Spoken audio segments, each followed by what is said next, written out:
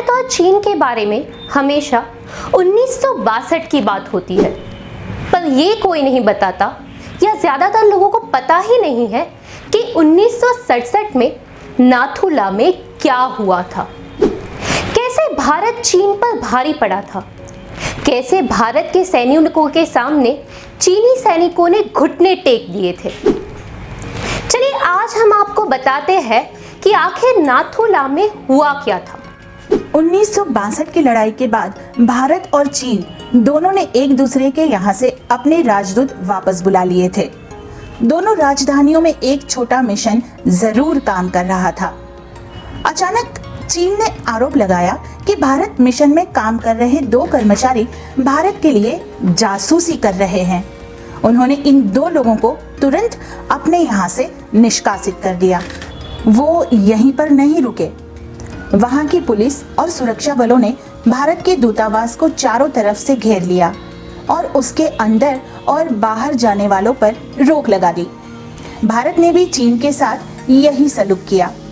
उन्हीं दिनों चीन ने शिकायत की कि भारतीय सैनिक उनकी भेड़ों के झुंड को भारत में हाँक कर ले गए हैं। इससे पहले 1965 के भारत पाकिस्तान युद्ध में जब भारत पाकिस्तान पर भारी पड़ने लगा तो पाकिस्तान के राष्ट्रपति अय्यूब खान गुप्त रूप से चीन गए और उन्होंने चीन से अनुरोध किया कि पाकिस्तान पर दबाव हटाने के लिए भारत पर चीनी सैनिक दबाव बनाए। चीन ने पाकिस्तान की मदद करने के लिए भारत को एक तरफ से अल्टीमेटम दे दिया कि सिक्किम की सीमा पर नाथुला और जेलेपला की सीमा चौकियों को खाली कर दे। उस समय हमारी मुख्य रक्षा लाइन छंगू पर थी।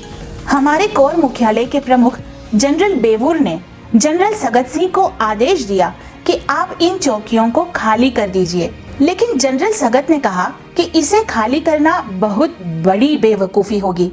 नाथुला ऊंचाई पर है और वहां से चीनी क्षेत्र में जो कुछ हो रहा है उस पर नजर रखी जा सकती है। उन्होंने कहा अगर हम उसे खाली कर देंगे तो चीनी आगे बढ़ जाएंगे और वहां से सिक्किम में हो रही हर गतिविधि को साफ साफ देख पाएंगे।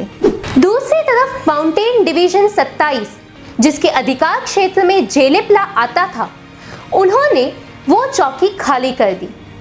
चीन के सैनिकों ने फौरन आगे बढ़कर उस पर कब्जा भी कर लिया। ये चौकी आज तक चीन के नियंत्रण में है। इसके बाद चीनियों ने 17 असम राइफल की एक बटालियन पर घात लगाकर हमला कर दिया, जिसमें 2 सैनिक मारे गए। सगत सिंह इस पर बहुत नाराज हुए और उन्होंने उस समय तय कर लिया कि वो मौका आने पर इसका बदला लेंगे। उस समय नाथुला में दोनों सेनाओं का दिन कथित सीमा पर गश्त के साथ शुरू होता था और इस दौरान दोनों देशों के फौजियों के बीच कुछ न कुछ तू मैं शुरू हो जाती थी। चीन की तरफ से सिर्फ इनका राजनीतिक कमिश्नर ही टूटी फूटी अंग्रेजी बोल सकता था। कुछ दिनों बाद भारतीय और चीनी सैनिकों के बीच हो रही कहासुनी धक्का मुक्की में बदल गई और 6 सितंबर 1967 को भारतीय सैनिकों ने चीन के राजनीतिक कमिश्नर को धक्का देकर गिरा दिया, जिससे उनका चश्मा टूट गया। इलाके में तनाव कम करने के लिए भारतीय सैनिक अधिकारियों ने तय किया कि वो नाथुला से सेबुला तक भारत चीन सीमा को डिमार्केट करने के लिए तार की एक बाड़ लगाएंगे। जैसे ही काम शुरू हुआ, चीन के राजनीतिक कमिश्नर अपने कुछ सैनिकों के साथ उस जगह पर पहुंच गए जहां 2 ग्रेनेडियर्स के commanding officer lieutenant colonel Rai Singh अपनी कमांडो प्लाटून के साथ खड़े थे। कमिश्नर ने राय सिंह से कहा कि वो तार बिछाना बंद कर दे, लेकिन उनको आदेश थे कि चीन के ऐसे किसी अनुरोध को स्वीकार ना किया जाए। 7:45 पर अचानक एक सीटी बजी और चीनियों ने भारतीय सैनिकों पर ऑटोमेटिक फायर शुरू कर दिया। राय सिंह को 3 गोलियां लगी। मिनटों में ही भारतीय सैनिक धराशायी कर दिए गए। फायरिंग इतनी जबरदस्त थी कि भारतीयों को अपने घायलों तक को उठाने का मौका नहीं मिला। हताहतों की संख्या इसलिए भी अधिक थी क्योंकि भारत के सभी सैनिक बाहर खुले में थे और वहां आड़ लेने के लिए कोई जगह नहीं थी। जब सगत सिंह ने देखा कि चीनी असरदार फायरिंग कर रहे हैं तो तो उन्होंने तोप से फायरिंग का हुक्म दे दिया। उस समय तोपखाने की फायरिंग का हुक्म देने का अधिकार सिर्फ प्रधानमंत्री के पास था। लेकिन जब ऊपर से कोई हुक्म नहीं आया और चीनी दबाव बढ़ने लगा तो जनरल सगत सिंह ने तोपों से फायर खुलवा दिया और उनके 300 से अधिक सैनिक मारे गए। इसके बाद तो पूरे स्तर पर लड़ाई शुरू हो गई। जनरल सगत सिंह ने नीचे से मध्यम दूरी की तोपें मंगवाई और चीनी ठिकानों पर जबरदस्त गोलीबारी शुरू कर दी। भारतीय सैनिक ऊंचाई पर थे और उन्हें चीनी ठिकाने साफ नजर आ रहे थे। चीनी भी फायरिंग कर रहे थे, लेकिन उनकी फायरिंग अंधाधुंध थी। 1962 की लड़ाई के बाद भारतीय सेना के जवानों में चीन की जो दहशत हो गई थी वो हमेशा के लिए जाती रही। भारत के जवानों को पता लग गया कि वो भी चीनियों को मार सकते हैं और उन्होंने मारा भी। एक रक्षा विशेषज्ञ ने बिल्कुल सही कहा, This was the first time the Chinese had got a bloody nose।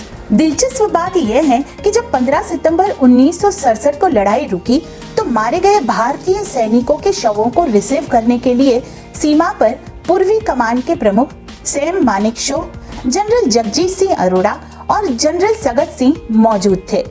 4 साल बाद 1971 में यही 3 लोग पाकिस्तान के खिलाफ लड़ाई और जीत में मुख्य भूमिका निभाने वाले थे। 1962 की लड़ाई में चीन के 740 सैनिक मारे गए थे।